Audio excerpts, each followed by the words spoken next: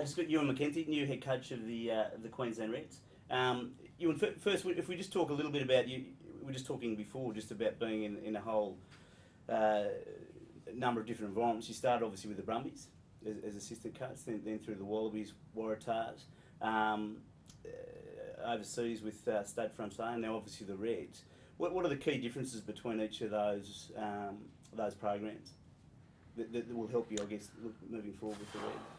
I think, it's obviously the philosophy of the game varied greatly around the talent available. So recognising the skill set you had and obviously playing to your strengths, that was important. And the other thing is probably the culture that went with it.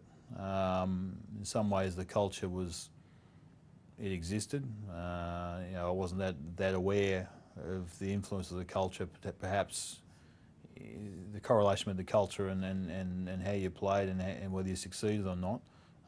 It's only when I look back at it, having been a head coach now for a while, you look back and go, trying to influence the culture and trying to manage the culture has actually got a fairly significant role to play in whether you can actually achieve the results you want. And managing that more and buying into that side of it's been probably the biggest thing that I've learned as I've gone from job to job. And if you don't pay attention to that, then obviously it can be your undoing. Yeah, so sure. the biggest improvements you'll get will be in trying to manage the attitude of the group, not so much the improving passing, catching, and that. Obviously, the overall game plan is important, but the style of play. But how you marry that up with the culture and the attitude of the players is very important. How you recruit, whether you keep players, etc. The type of staff you bring in, all that ties into the culture, and Yeah, for sure. that's where you can get your biggest gains.